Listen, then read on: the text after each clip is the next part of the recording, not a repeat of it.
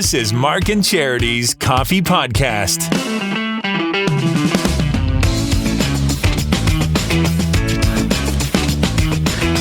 Mark and Charity Coffee Podcast for Tuesday, August 29th today. Just want to make sure everything's recording. I'm having these age issues where I don't think it's age issues. Oh my God. It happens. Yesterday was not a great day. I went but home you were coming yesterday. back from holidays. It was terrible. Last week, I will say, last week I had dead air. So it's not an age thing. But when you were away, I was waiting. I was waiting for that moment. And it finally happened on Thursday where I left auto on. Okay. So our automated system that runs commercials, music, and everything, instead of turning it off when I went to speak, I left it on. So thankfully it was Galaxy of Games, so it was just the music bed that ran over. Just goes, okay. And then I forgot to turn it back on after Galaxy of Games and went out to the kitchen to get a glass, and there was about 30 seconds of dead air. Okay. Which in radio land is like 100 years. It's tragic. It is a Most really people long time. Wouldn't care. Yeah.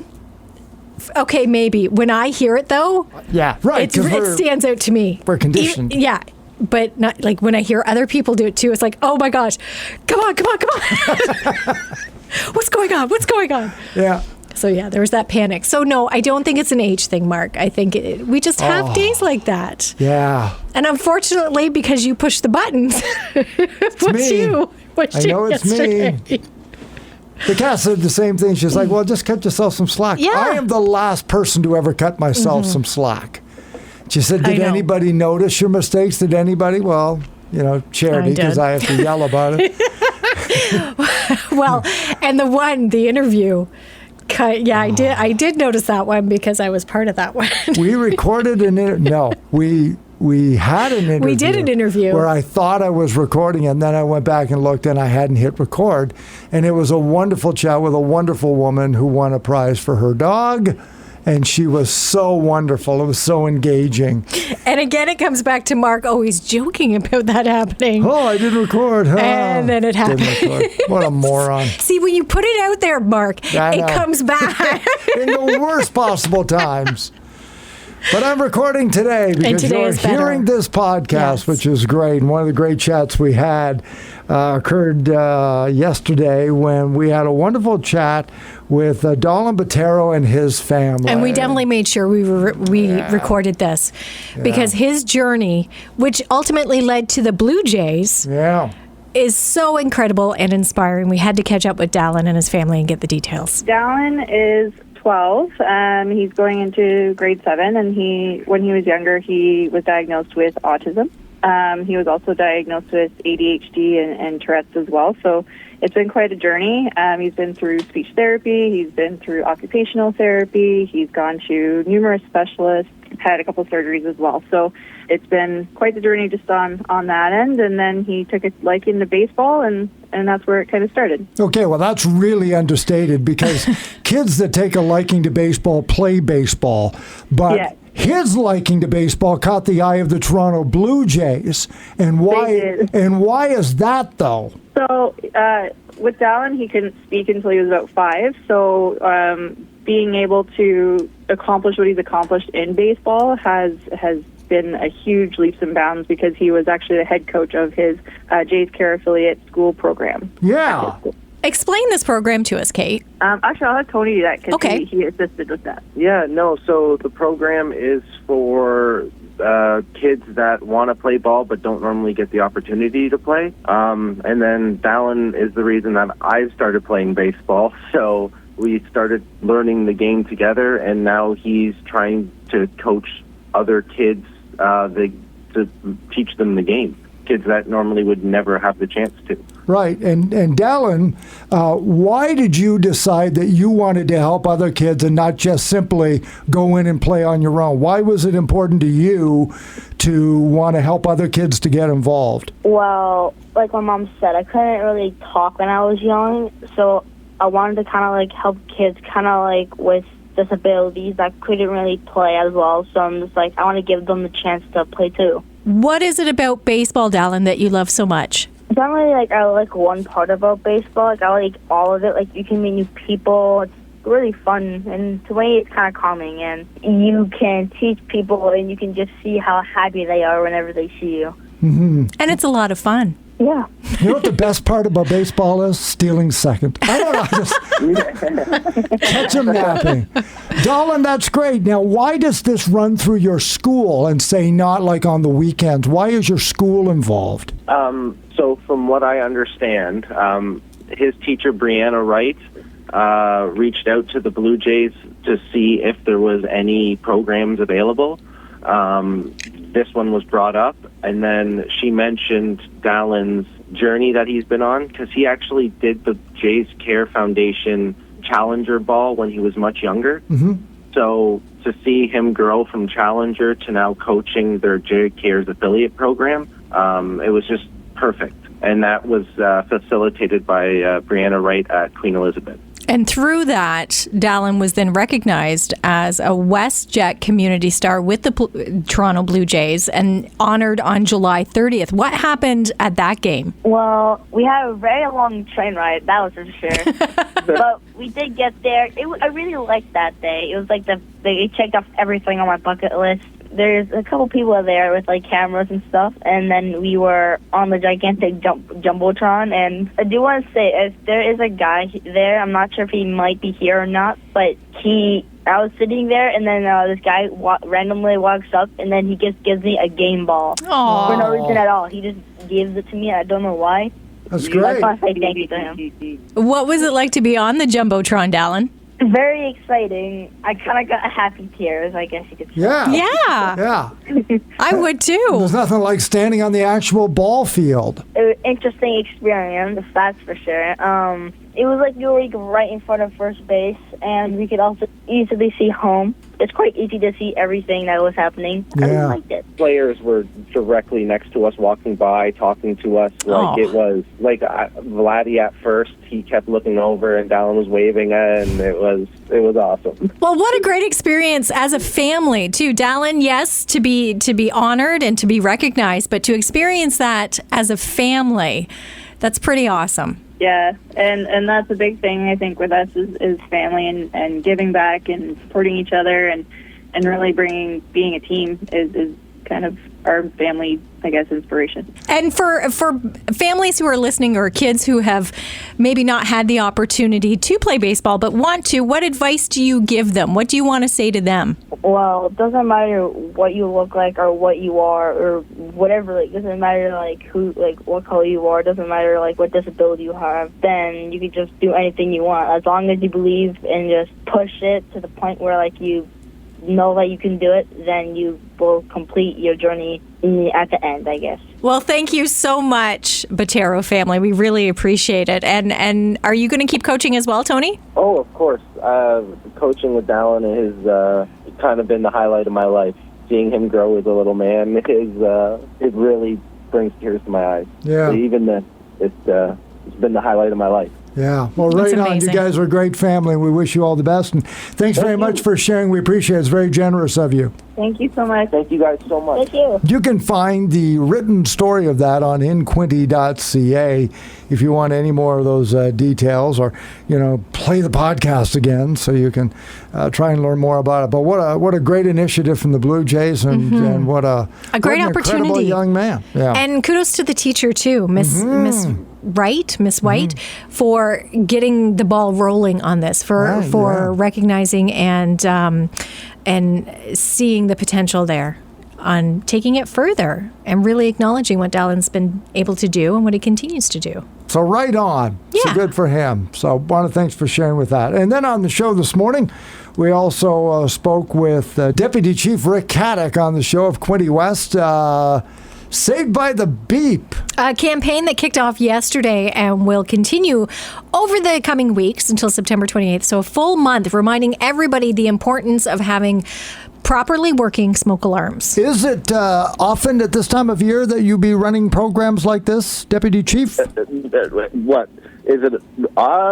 No, this is kind of a special. We've always run every year. We run a smoke alarm program, but this year is it's kind of a special campaign that has been put together by the Office of the Fire Marshal.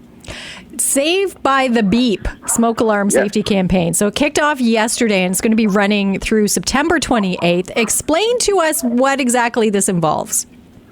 So what it is, it's a province-wide initiative that that the Fire Marshal's office has put together, and because of the large number of tragic deaths we had last year due to fire,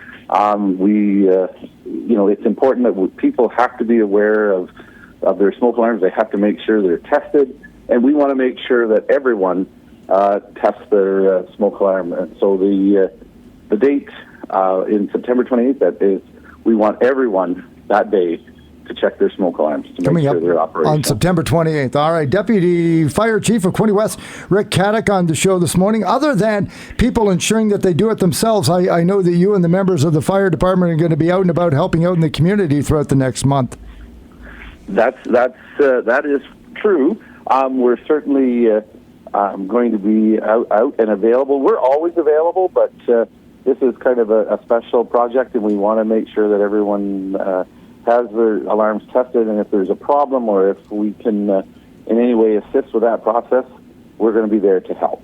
Now, Mark and I were talking off air, Rick, wondering about the legality of having smoke alarms, because we know with new builds, they have to be in place. But for older homes, is it against the law not to have them? Are we doing some... That certainly, in charity, that certainly is the fact. That okay. It is the law. You must have working smoke alarms in your home on every level and in sleeping areas. And that's been in law now for some time. And, it is if you will, a chargeable offense if you don't have them. But, we just, the more important factor is we want to make sure everyone has them. And so we'll do whatever we can to make sure that happens. Just yesterday, we were notified that we're going to be receiving over 250 smoke alarms to our department. That people, if they need a smoke alarm, we're going to make sure they have it. Good.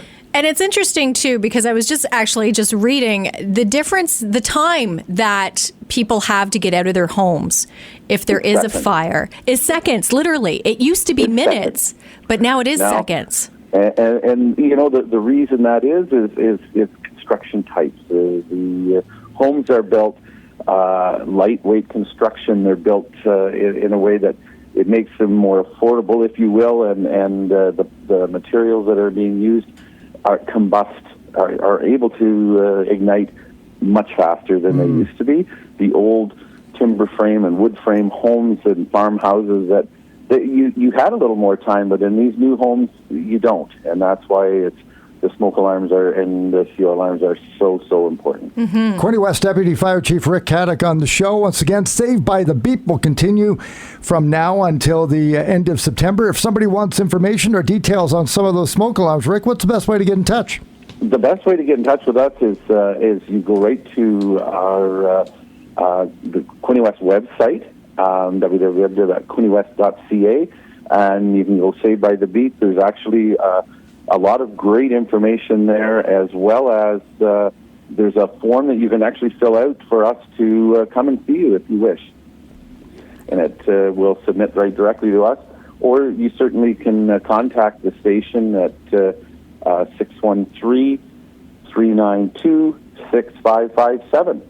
Okay, my favorite time to see firefighters is when I don't need firefighters. Yes, exactly. Best time. And with school starting up, are you planning some classroom visits shortly? Indeed, yeah. That's is part of our annual. We do make visits and go into the schools locally, and we like to speak with the children because they're, if you will, the best. They're some of the best educators out there. Oh, they are. They'll remind the parents that we have to make sure these things are checked, and so we certainly encourage it. And we want them to be fire safe as much as we want everyone to be fire safe. Mm-hmm. Right. But it's important that they have the proper messaging.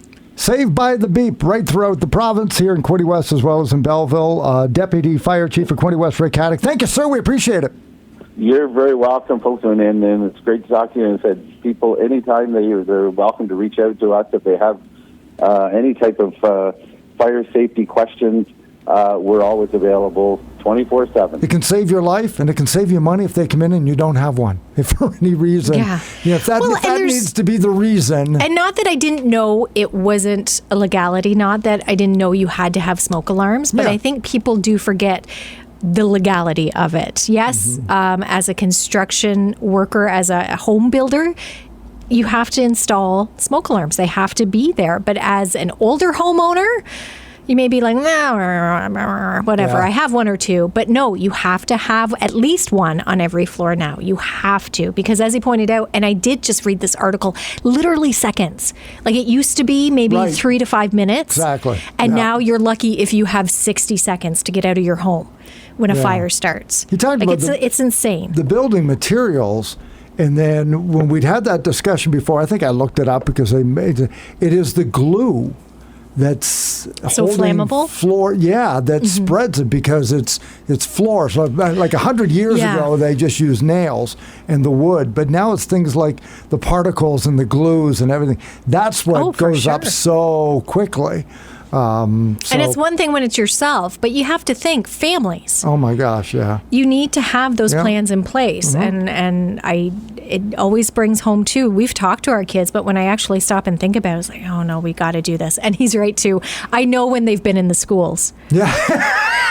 Because the kids come home and they're like, Mom, okay, so we need a plan. We need an evacuation plan, and this is where we meet, right? And this is where I said yes, and don't worry about anybody else. You just get yourself out, and we'll be there. Like you just go. Do you have one? Do you have a spot in the plan? Yes, we do. So do we. Yeah, and the thing is, I haven't given it any thought, so I should probably go home and say to my wife, because it's just her and I now. But you should still have a plan, Do you know where we're supposed to meet? And if she's like, I don't know, we'll find each other. It's just her and I. No. Like, I want to know you're out. Yes. Like, I think I wouldn't be dumb enough to go back in, but at that moment, I'll be honest, I would. Yeah, exactly. For my kids, absolutely. I would not be out of the house without them. If you're out, I better know you're out. Otherwise, I'm probably going back in. Well, we have our spot, and it was interesting because our neighbor's a fireman, and they were over one night. We were sitting talking about it, and this came up, and I just happened to mention. I said, "Yeah, the kids know this is where we meet." And it's a spot across the road in our neighbor's yard. The neighbors know that's our meeting spot. That's great. But he actually piped up and he said, "Well, that's good for me to know too." And I kind of looked at him. I'm thinking, a fireman, what's he going to do if he's home? He's going to come over and help. So if he knows that that's our meeting spot, then he'll look there first and make sure everybody's there. Right. And then do if what there he are only needs to 3 do. of them there, then he knows what's next. And can help out in the appropriate manner. Smart. But I never thought of that. I'm like, okay, well, Ned, next time if anything changes, I'll know now to add you to the list of people who know our plan. Right. But you never think it's going to happen. And that's when it could happen. Well, so be prepared.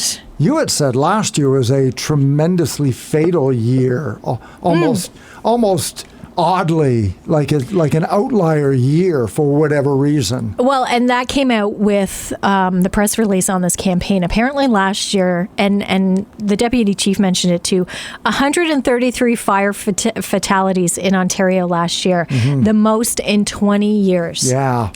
And I'll be honest, that doesn't seem like a high number, but it's still a high number when you think about it. 133 fatalities from fire last year here in Ontario. Virtually so many are preventable, not just from the fire. With proper working smoke alarms and carbon monoxide, you would think, that it would be lower than that by now. So, I'm kind of glad it's not higher, though, too. September 28th, the day where we're all to do that, and they're sort of getting ready for that. But as he mentioned as well, they've got freebies out there. If you are in need of one, contact the Quinte West Fire Department and get yourself one. And they love hearing from you. Oh, they do. Call them. You're not bothering them. No. Talk to them. Ask your questions. Find out whatever you need to find out. And they'll come. Part of this, too, is they are going to be making the rounds. They are going to be visiting homes. So they will come to you, too. if you ask them to, and they haven't been in your neighborhood, call them and say, you know what, I'd like you to come I'm not really comfortable doing it. I want to make sure they're working properly. Right. Would you come and check them for me? And they're not going to say no. My head's racing through all reasons why I might let's say I remodeled my home and my attic that was always my attic is now a spare bedroom. Do I need a smoke detector? Yes. Call them, ask. They were like, hey, let me come out and take a look. Even if it's not remodeled. Yeah. It's a floor in your home. Should I have one? Ask them. It's not a bad idea. 24/7. That's the other thing, because they're staffed through the night. Yeah. If you do shift work and you're you wake up in the middle of the night, you think, wait a minute. You work through the night. This is the time to call. Yeah, hey, so I don't want to bother you, but you're not bothering them at all. No. So and you know what, too? It goes back to that better to have and not need. Yeah. Yeah. You know what? So if you have 2 on the second floor and you're thinking, oh, well, I don't know if I need more, just put one up. Yeah. It's not going to hurt anything. They're all beautiful. Yeah. Have like a row well, of and them. they've made them really cosmetically nice. Like they kind of blend in. We all know what they are. I will say, when I worked at Allen, though, we had one that was misfiring, and they're all connected in that office. Right. So yeah, they're all going. So one would go. That got a little, and we did have to call the fire department in because they were all connected to kind of reset it and make sure everything was still working. But I think ours are electrical with battery backup. Ah, okay. But that's a 25-year-old home. It still seems brand new to me. Yeah, well, it's still fairly new. Yeah, no, for sure. You got to replace them every 10 years or so. I think we've replaced They let you know. Yeah. They start beeping. They sure do. But yes, I believe it is 10 years, if not sooner, that you replace your fire alarms. So contact them if you would like one. And thanks very much, Deputy Chief. And we'll be in touch with more of them as we get closer to the end of September. Coming up tomorrow, Throwback Thursday on the final week of summer for us. Quote unquote. Quote unquote summer vacation. I know we get to go to about the 20th or 21st of September on the calendar. But technically. It's a technicality. But we'll have those songs for you. We'll kick those off at 8:50. Give you a chance to vote on Facebook and do that tomorrow. Tomorrow we're also going to spend a little bit of time with the 200th Quinte exhibition. Yes. 200 years of Belleville's Fair. What else was going on in 1823? Holy cow. What did Belleville look like in 1823? Yeah, I don't... What would a fair be in 1823? We don't have the Scrambler and the Tilt-A-Whirl. No, that would be disappointing. Yeah. I don't. What rides, if any? Like in what Because you ride a horse and buggy all the time, so it wouldn't be. In what year would a midway have even been invented? Wouldn't be as exciting. You said you were going to look into that. I am too. Because all I see are, those traveling salesmen. Yeah. Coming to town and trying to sell their wares. Maybe. Right. Snake oil salesman. Maybe a clown or a magician of some sort. Like I'm thinking minstrels a juggler. Are coming by. Yeah, a juggler or what's the tall on stilts, like a stilt walker. See, I'm not thinking entertainment. I'm just thinking it's all food and livestock. Not agricultural. Yeah, it's all agricultural. I'm thinking like a farmer's market, maybe. Maybe they bring their wares, and everybody does. And you, sir, have the best cow. Thank you. And there's your ribbon. First fair. Wonder what it would have been like. 1823. How many people would have cows, though, that would be willing to show them? At that time, I think livestock would be viewed maybe a little differently. So I'm going to do some tremendously deep research and come back with, I got nothing. We'll just make it up. I have already started with things going on around the world in 1823. And some famous things happened around the world in 1823. The very first year that the Quinte exhibition began, this was going on. Can you give us a hint? Like what? What would one of those be? The Monroe Doctrine was by James Monroe, President of the United States at that time, that the War of 1812 had ended just a few years before that, right? It's now 1823. And that said if any country in Europe decides that they want to interfere in anything in North America, that's war. Screw off, Europe. That's when that started. That came into... Yeah. So already we're like... 1823. So like what if Britain wants to help, like the settlements here in Canada or France? No. Americans were all still mad after 1812. You mind your own business. Leave us alone. Little things about that. And a gentleman got a piece of property just north of Mexico from the Mexican government. And that began Texas in 1823. The first landowner that became what is to be Texas was in 1823. Wow. Belleville started a fair, Texas started. Weird, right? Texas was created. Like how are we history? But of course we are, where we are, happening simultaneously with these amazing things. Well, I always like Connie Carson posts it on Facebook, the Belleville neighbors and whatnot, and goes back and looks at pictures.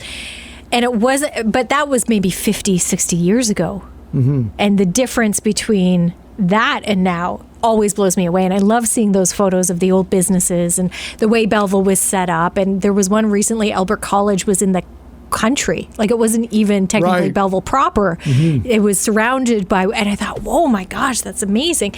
And again, that was within the last 100 years. So to go back 200 years. Yeah.